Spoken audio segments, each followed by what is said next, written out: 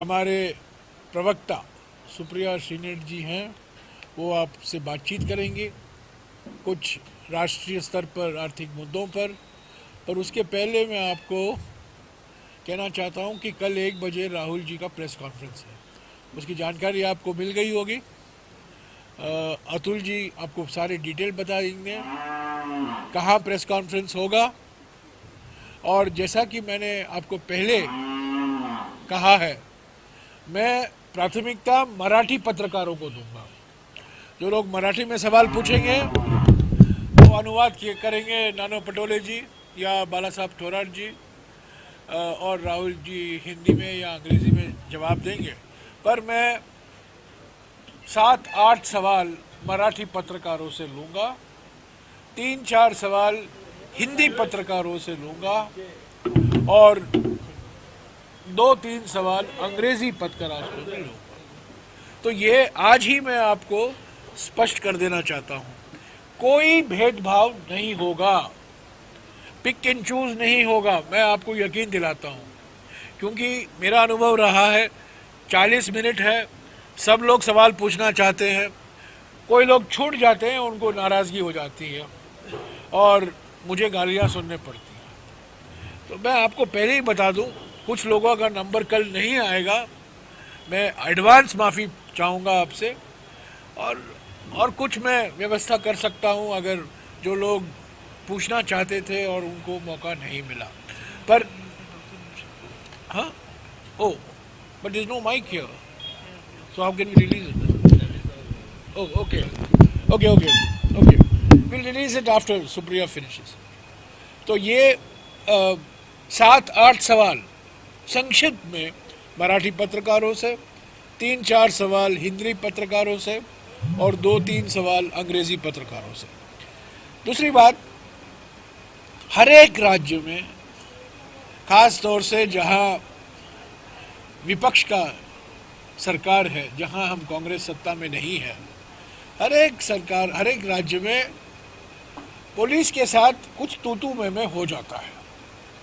आंध्रा में हुआ, तेलंगाना में हुआ, केरला में हुआ, कर्नाटक में तो रोज होता था। तमिलनाडु में नहीं हुआ, क्योंकि तमिलनाडु की सरकार में कांग्रेस पार्टी एक घटक दल है। तो मैं आपसे माफ़ी मांगता हूँ, ये बात हो जाता है कभी कभी, ये हमारा अनुभव रहा है। कुछ पुलिस की ओर से उनकी भी कुछ समस्याएं हैं, उनकी भी कुछ चिंताएं हैं। मैं उनको 100% दोषी नहीं ठहरा सकता हूँ, पर हो जाता है। और थोड़ा पुलिस की ओर से, खास तौर से जहाँ विपक्ष की बीजेपी की सरकार है, ये हमें देखने को मिला है। मैं माफ़ी चाहता हूँ कि आज सुबह 2 पत्रकारों के साथ दुर्व्यवहार हुआ, तू में हुआ, टोका टोकी हुई, और मैं कोशिश करूँगा कि आज शाम से ये नहीं फिर से रिपीट होगा। तो मैं माफ़ी मांगता हूँ आपसे। मैं अभी सुप्रिया जी से, इसके बाद सुप्रिया जी के प्रेस कॉन्फ्रेंस के बाद हम एक वीडियो रिलीज़ करेंगे जो पूना के पर्यावरण से संबंधित मुद्दों पर है। जैसा कि आप जानते हैं, पूना हरियाली के लिए कई वर्षों से जाना जाता था। आज पूना के पहाड़ में हरियाली नहीं दिखाई दे रही है, बहुत चिंता है नागरिकों में। और एक नागरिक ने एक फिल्म बनाया है और उन्होंने मुझे रिक्वेस्ट किया था कि मैं उसका विमोचन करूं, तो इसके बाद उसका रिलीज़ होगा। पहले सुप्रिया जी आपको संबोधित करेंगे। नहीं चेंज प्लीज।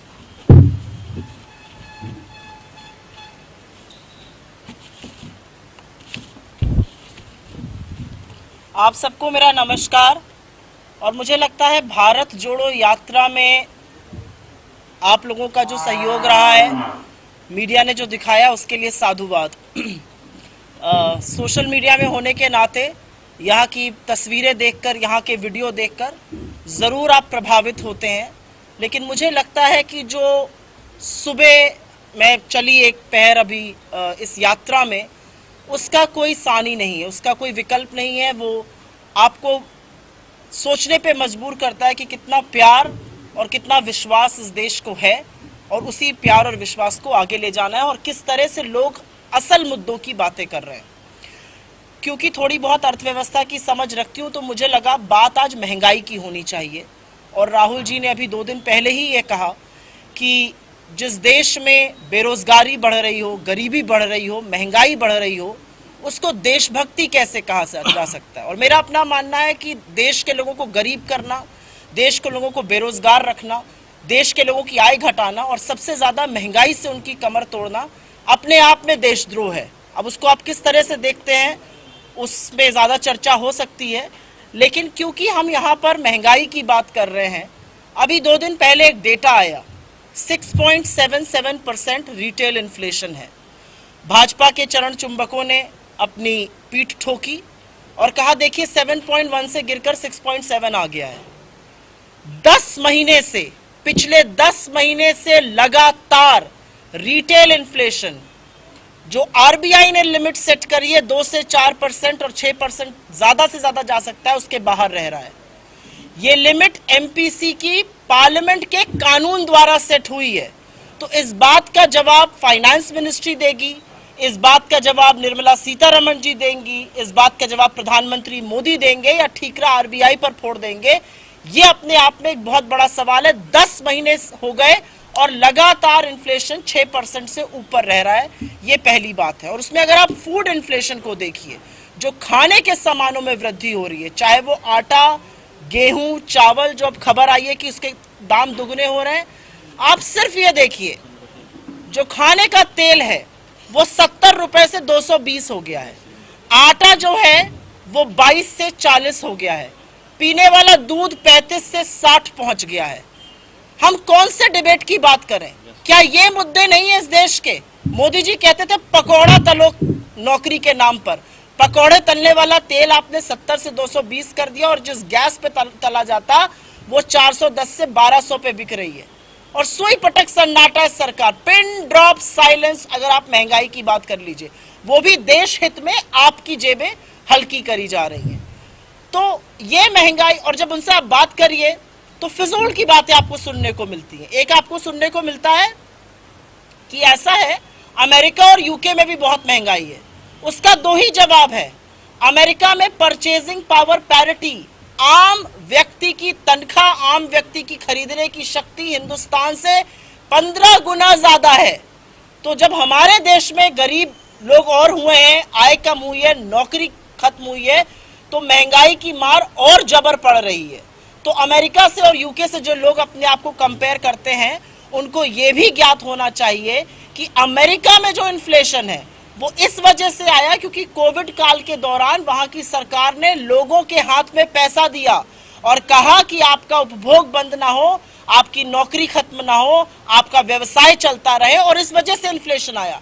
हमारे यहाँ तो इन्फ्लेशन आने का सिर्फ और सिर्फ एक कारण है, और वो है मुनाफाखोरी। हमारे यहाँ तो 27 लाख करोड़ इस सरकार ने पेट्रोल और डीजल पर एक्साइज लगाकर कमा लिए, और वित्त मंत्री खड़े होकर भरे सदन में झूठ बोलती हैं। उनके सांसद कहते हैं कि फ्री फंड का खाना गरीब आदमी खा रहे हैं। एक सांसद महोदय बहुत लंबी चौड़ी पढ़ाई करी उन्होंने, वो कहते हैं महंगाई कहीं दिख ही नहीं रही है। महोदया खुद कह देती है जी लहसुन प्याज तो मैं खाती नहीं हूँ, बाकी आगे की बात कर लीजिए। तो सवाल यह है कि अगर महंगाई से लोग त्रस्त हैं तो इसके बारे में बात कौन करेगा? आप जहां चले जाइए। आज सवेरे ही राहुल जी से जब हम लोग बात कर रहे थे, उन्होंने कहा कितने लोग बेरोजगारी और महंगाई से त्रस्त हैं कि दिल्ली में बैठे हुक्मरानों को अंदाजा ही नहीं है।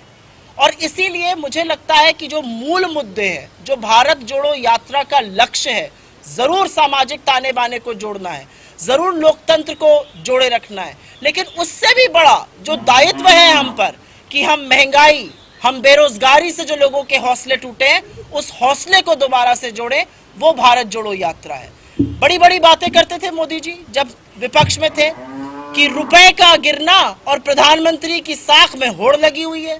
रुपए इनको हमने 54 पे दिया 2014 में, रुपया अब 83 पर है। रुपए के गिरने से लगातार महंगाई और बढ़ रही है। तो सवाल यह है कि इस सरकार में इकोनॉमी पर, इस सरकार में महंगाई पर, बेरोजगारी पर कोई चर्चा ही नहीं है। आप अगर मुद्दे की बात करिए तो ध्यान जरूर भटकाया जाएगा। आप बात उत्तर की करिएगा तो आपसे दक्षिण की बातें करी जाने लगेंगी। इस सरकार के मंत्रियों को यह नहीं पता कि अगर देश में इंपोर्ट घट रहा है और एक्सपोर्ट भी नहीं बढ़ रहा है तो उसका सीधा मतलब है कि आपकी कंपनीज, आपकी फैक्ट्रीज ठप पड़ी हैं, हम कुछ मैन्युफैक्चर नहीं कर रहे हैं। बड़े बड़े स्लोगन आत्मनिर्भरता के, फलाने अमृतकाल के दे देते हैं। क्या है अमृतकाल इस देश में, मैं जानना चाहती हूँ एक गृहिणी से।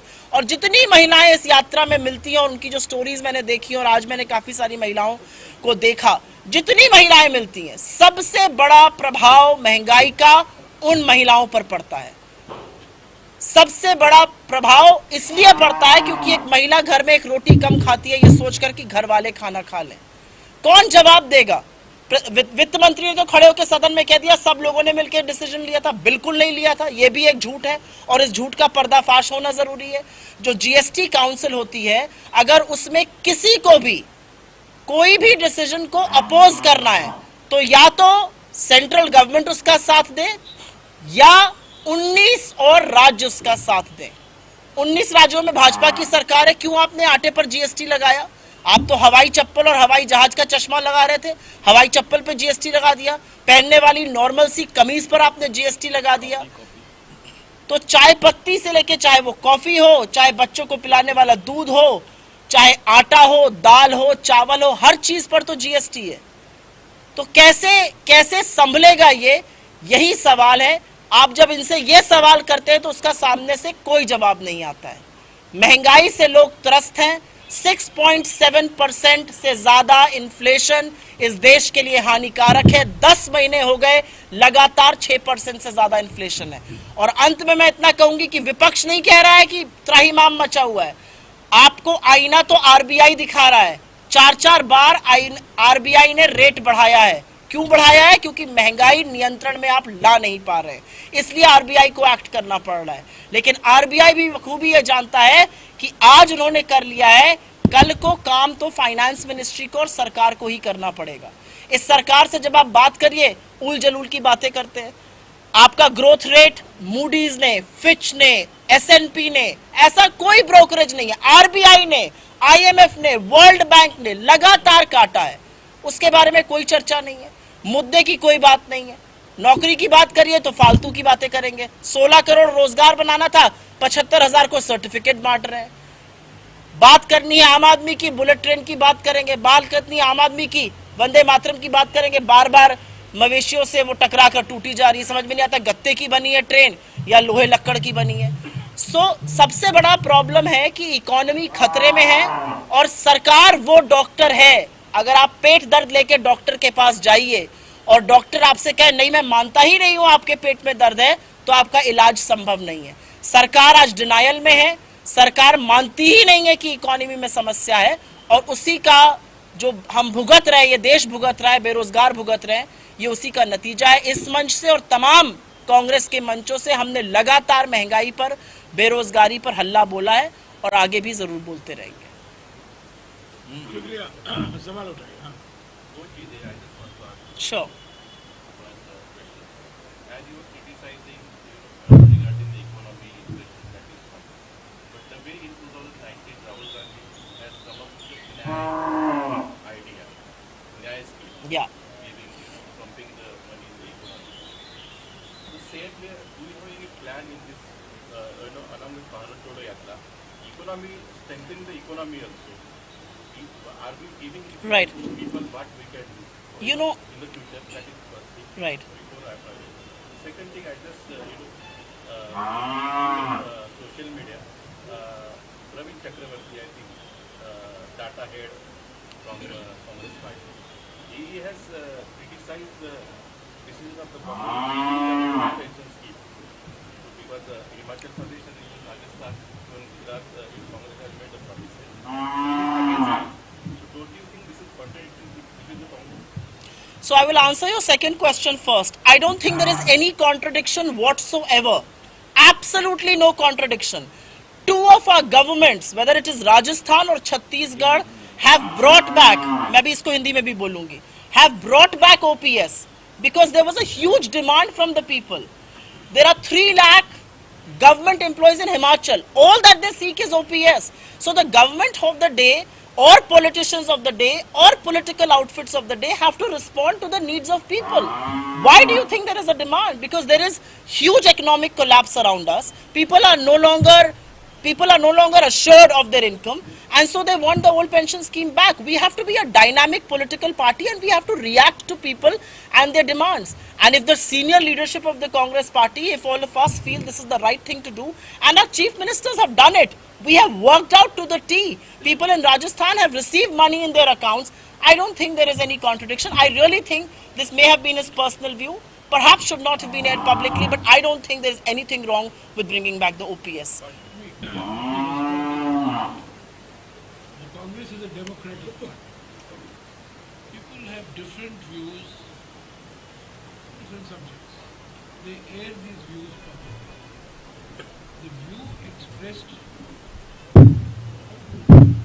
the chairman of the Data Analytics Group on the old pension scheme does not represent, NOT, does not represent the view of the Congress party. The Congress party is committed to bringing back the old pension scheme in Himachal Pradesh. It has brought back the old pension scheme in Rajasthan, and it is committed to bringing back the old pension scheme in Uttar. This is an individual view, as Supriya said. Unfortunately, it has been aired publicly. It does not represent the views of the Congress party. The Congress party disassociates itself with this view. We can repeat it in Hindi with your permission. मुझे लगता है कि जो मैं आ रही, I'll come to your question. Old pension scheme लाने के लिए हम प्रतिबद्ध हैं, चाहे वो हिमाचल हो, चाहे गुजरात हो. हमारी छत्तीसगढ़ और राजस्थान की सरकारें पुरानी पेंशन स्कीम वापस ले आई हैं, और ऐसा करना इसलिए जरूरी है क्योंकि लोगों को इसकी जरूरत है. एक राजनीतिक दल होने के नाते हमें लोगों की जरूरत का, लोगों की सुविधाओं का, लोगों की मांग का ख्याल रखना पड़ता है. कांग्रेस पार्टी में, कांग्रेस की लीडरशिप में, कांग्रेस की नीति में रत्ती भर भी संदेह और संशय नहीं है पुरानी पेंशन स्कीम को लेकर. जिनका आपने जिक्र किया, ये उनका इंडिविजुअल व्यू हो सकता है, ये कांग्रेस का व्यू बिल्कुल भी नहीं है, पहली बात. और दूसरा जो आपने सवाल पूछा, I think your question was on न्याय. मुझे लगता है कि न्याय अगर समय रहते इसी सरकार ने लागू कर दिया होता तो 23 करोड़ लोग गरीबी की सीमा रेखा के नीचे नहीं गए होते, 5 करोड़ लोग एक्सट्रीम पॉवर्टी का शिकार नहीं होते, लोग भूखे नहीं मरते, 86 करोड़ लोगों को फ्री का राशन नहीं बांटना पड़ता, उनके हाथ में पैसा रहता. और जो इकोनॉमी का सुचक्र होता है, उपभोग, निवेश और नौकरी, वो टूटता नहीं. आज वो चक्र टूट गया है. आज लोग उपभोग कम कर रहे हैं, इसलिए निवेश कम हो रहा है, निवेश कम हो रहा है, इसलिए नौकरियां कम बन रही हैं. राहुल गांधी जी ने लगातार न्याय की बात करी थी. आपने जो प्लान की बात करी, चाहे वो न्याय हो और चाहे वो MSMEs, जो छोटे, लघु, सूक्ष्म, मध्यम उद्योग होते हैं, उनको बढ़ाने की बात हो, वो रीढ़ की हड्डी है, वो असल में नौकरियां बनाती हैं. इस सरकार ने कॉन्सेंट्रेशन ऑफ कैपिटल, जो हम दो और हमारे दो की बात करते हैं, वो कुछ ही पूंजीपतियों के हाथ में कर दिया है.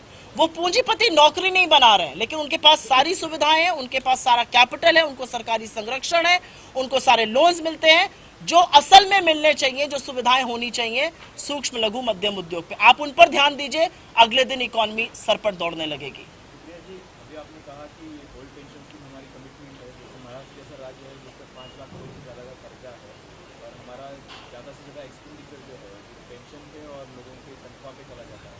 तो क्या ये फिजिबल आपको लगता है भविष्य में कि ऐसी योजनाएं पॉपुलरिस्टिक रूप से हम ला रहे हैं, या फिर ये फिजिबल है कि डेवलपमेंट के लिए पैसा भी बचेगा, क्योंकि सरकारों के पास पैसा नहीं है. ऐसा हर बार राजस्थान की सरकार ने भी कहा है, छत्तीसगढ़ की सरकार ने भी कहा है कि सरकार के पास पैसा ही नहीं बचता डेवलपमेंट को. मैं इसका दो जवाब दूंगी आपको, थोड़ा सा लंबा. मुझे ऐसा लगता है कि सरकार की नियत और नीति अगर हो तो आप सब कुछ कर सकते हैं. सारी बात नियत और नीति की है. जब मनरेगा हम लाए, और उस समय तो सर उसके मंत्री थे, जब हम मनरेगा लाए तो लोगों ने बड़ा संशय दिखाया. इस सरकार ने तो उसको हमारी विफलताओं का पुलिंदा कहा, और आज वही मनरेगा ग्रामीण इलाकों में संजीवनी बनकर खड़ा है. तो ये नीति और नियत की बात होती है. अगर आपकी नीति और नियत साफ है तो आप बिल्कुल कर सकते हैं. आपने कर्ज की बात करी, सरकार के पास तमाम ऐसे साधन होते हैं जिससे आप रेवेन्यू जनरेशन कर सकते हैं. जीएसटी के चलते बहुत सारा लोगों का जो कर्जा जो जीएसटी के चलते जो बहुत सारे राज्यों का कटौती हुई है रेवेन्यू में, उससे राज्य बहुत खफा है। 75,000 करोड़ बकाया है केंद्र सरकार के पास। तो मुझे ऐसा लगता है कि सरकार अगर चाहे तो ये कर सकती है, और ये हमारी सरकार ने पढ़ा, समझा, फिगर्स किए और उसके बाद करके दिखाया। और महाराष्ट्र में देखिए, आपने डेट की बात करी, 17% डेट टू जीडीपी है महाराष्ट्र में। मुझे नहीं लगता कि कोई इतना बड़ा मसला है। अगर लोगों के हाथ में, मैं फिर से बोलूंगी, आपके हाथ में अगर पैसा और आएगा तो आप उसको खर्चा ज्यादा करेंगे, कंपनियां वो और सामान बनाएंगी और लोगों को नौकरियां देंगी। This is a virtuous cycle that has to be put back in motion. मैं आपको एक और मिसाल दूंगा। अभी सुप्रिया जी ने मनरेगा की बात, जब महात्मा गांधी नरेगा, और मैं आपको याद दिला दूं कि महात्मा गांधी नरेगा की शुरुआत, प्रेरणा जो मिली थी महाराष्ट्र के एम्प्लॉयमेंट गारंटी स्कीम से मिली। और आज भी मैं बीएस पागे साहब को धन्यवाद देता हूँ। बड़े बुजुर्ग नेता थे, गांधी थे, आप लोग बड़े युवा हैं, लोग हैं, और जो मेरे उम्र के हैं सब पागे साहब को याद करेंगे। पागे साहब की वजह से ईजीएस बना, और ईजीएस को ही लेकर हमने महात्मा गांधी नरेगा की शुरुआत की।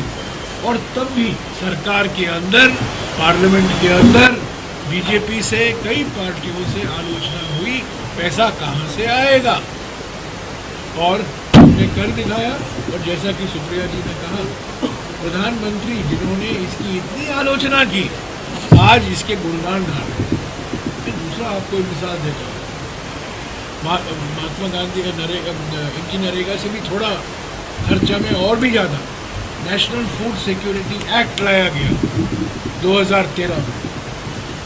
एक मुख्यमंत्री ने उसका विरोध किया, एक मुख्यमंत्री ने, सारे मुख्यमंत्री उसके पक्ष में थे, पर एक मुख्यमंत्री ने उसका विरोध किया, वो मुख्यमंत्री गुजरात के मुख्यमंत्री। और उन्होंने कहा पैसा कहाँ से आएगा, दिवाला हो जाएगा, तिजोरी में पैसा कहाँ है। और आज वही मुख्यमंत्री जो आज प्रधानमंत्री पद पर बैठे हुए हैं, वो कहते हैं कि हमारा देश सबसे, दुनिया का सबसे बड़ा फीडिंग प्रोग्राम चला रहा है। पैसा कहाँ से आए, 2 लाख करोड़ से भी ज़्यादा सरकार। तो अगर, जैसा कि इन्होंने कहा, अगर नियत है, अगर नीतियाँ हैं, पैसा ढूंढ सकते हैं। और ओल्ड पेंशन स्कीम के बारे में इस पर चर्चा है। कुछ लोग न्यू पेंशन स्कीम लाना चाहते हैं, कुछ लोग ओल्ड पेंशन स्कीम के पक्ष में हैं, कुछ लोग ओल्ड प्लस न्यू दोनों को सीढ़ी बनाकर एक मध्य का रास्ता ढूंढ निकालना चाहते हैं। पर मैं समझता हूँ ओल्ड पेंशन स्कीम पर कांग्रेस पार्टी ने करके दिखाया है राजस्थान और छत्तीसगढ़, और उसी के आधार हमने हिमाचल और गुजरात में वादा किया कि अगर हमारी सरकार आएगी तो पेंशन स्कीम यात्रा विदर्भ से चल रही है। कल सुप्रिया जी से पूछिए, मैं सिर्फ यहाँ। राहुल जी कल कलावती से भी मिले, फार्मर सुसाइड का मुद्दा यहाँ पे चर्चा में था, इसी के कारण लोग तक किया, फूड सिक्योरिटी मिशन का बना, और कई सारी योजना उस समय आई, सब रुक गया है ऐसा लगता भी है। और जो ड्रॉट सिचुएशन थी, आप एक्सेस रेन में कन्वर्ट हो गए, बहुत सारा नुकसान हो रहा है। तो ये एग्रीकल्चर रिफॉर्मेशन के लिए जो योजना आनी चाहिए थी, तो ऐसा लगता है कि 8 साल में आई नहीं, और क्या होना चाहिए था आगे जाके, जो यूपीए था उसके आगे। देखिए, 8 साल में तो ऐसा बहुत कुछ होना चाहिए था जो नहीं हुआ।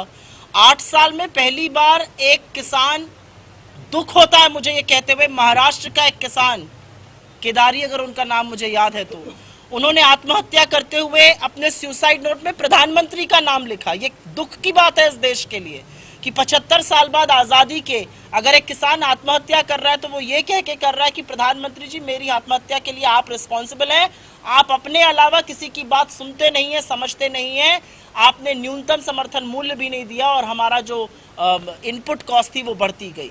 ये कितनी दुख की बात है।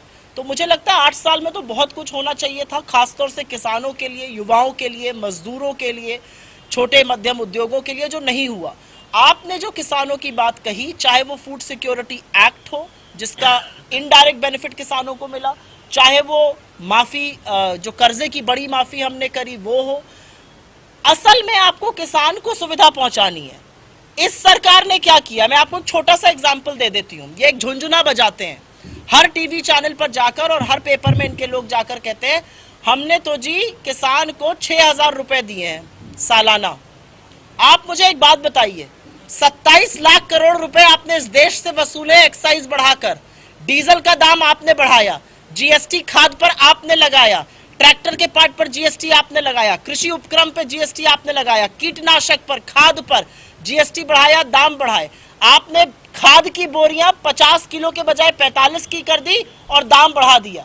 ये कौन सा औचित्य है? और आप कहते हैं आप किसानों के हितैषी हैं। मुझे लगता है इससे ज्यादा किसान विरोधी दूसरी सरकार हो नहीं सकती।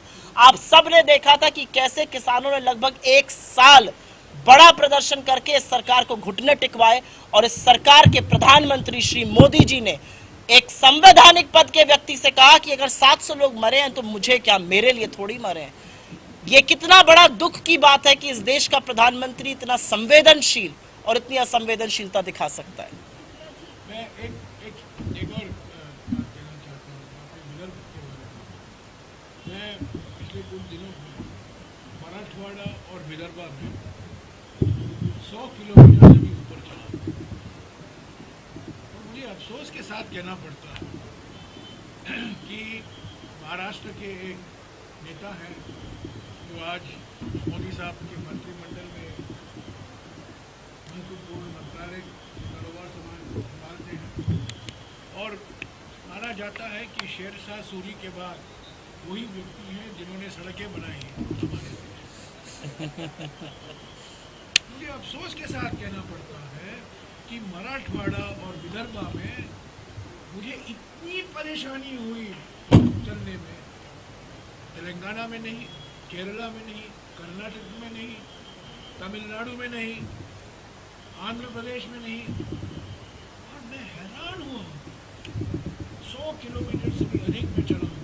आज सुबह में चला हूँ 15 किलोमीटर और वहाँ 7 किलोमीटर का स्ट्रेच, इतना परेशानी से मैं चला उस पर। सुप्रिया जी भी बिल्कुल उस पर चली। तो मुझे समझ में नहीं आता, ये व्यक्ति अपने आप को दुनिया का सबसे बड़ा मास्टर रोड बिल्डर की छवि है उनकी, और वो फलाना चीज बोलते हैं, मैंने ये कर दिया, मैंने वो कर दिया। रोज 100 किलोमीटर बनाए जा रहे हैं। मराठवाड़ा में क्या हुआ, विदर्भा में क्या हुआ? इस सड़कों की हालत कलंक है महाराष्ट्र। उद्योग में, इकोनॉमी में महाराष्ट्र नंबर 1 है, पर मैं विश्वास के साथ कह सकता हूँ कि मराठवाड़ा और विदर्भा के सड़कों पर चलकर सड़कों के मामले में बिहार और महाराष्ट्र में कोई अंतर नहीं।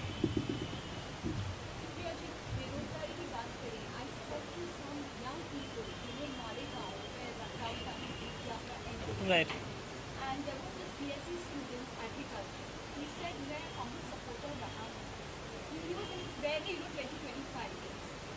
अभी तक हमने कभी हमारे लीडर्स को यहाँ सड़क पे नहीं देखा।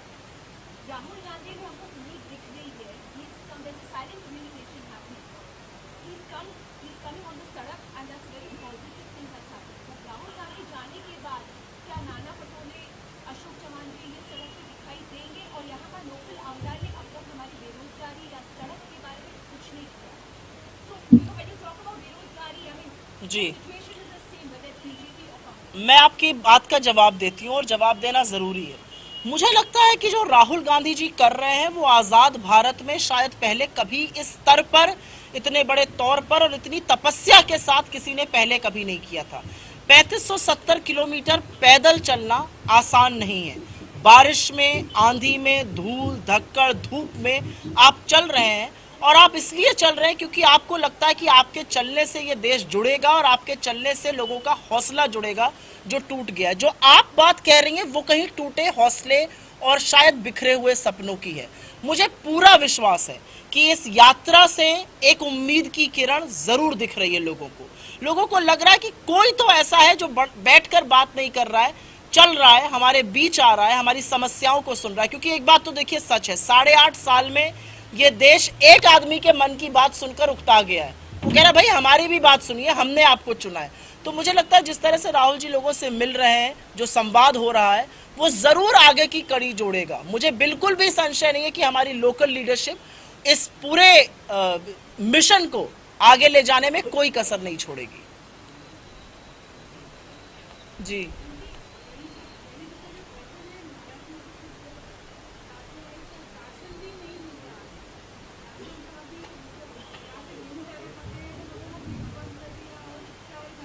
ऐसा किया इन्होंने, आप सही कह रही हैं। ये सिर्फ महाराष्ट्र में नहीं, ये बहुत सारे राज्यों में किया गया कि जो चावल खाने वाले लोग थे वहां पर गेहूं बढ़ा दिया गया, जहां पर गेहूं खाने वाले लोग थे वहां पर चावल बढ़ा दिया। महाराष्ट्र पहला राज्य नहीं है, ये भाजपा की डबल इंजन की सरकार का डबल धमाका है। हाँ,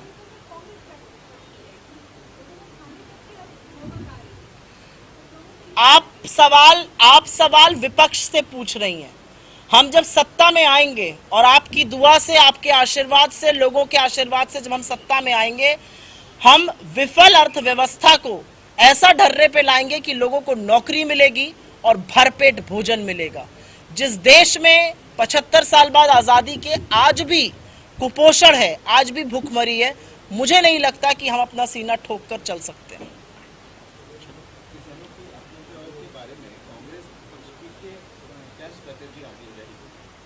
मुझे लगता है किसानों की समस्याओं का समाधान करना पड़ेगा और वही स्ट्रैटेजी है, उसके अलावा कोई स्ट्रैटेजी नहीं है।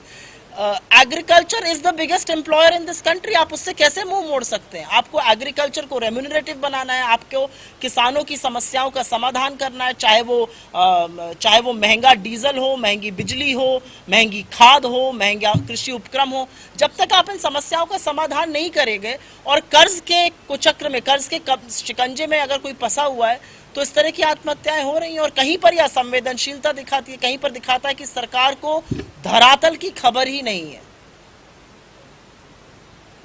Any questions? None? Thank you, thanks a lot, बहुत बहुत धन्यवाद।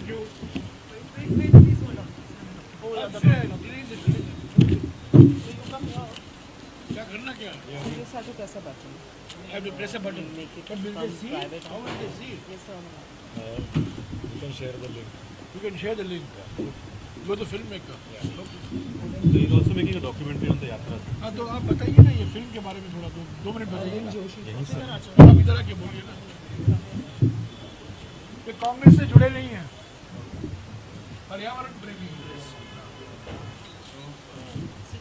सिनाओ, अब बताइए, मराठी में बोल रहा। माझं नाव अरविंद जोशी.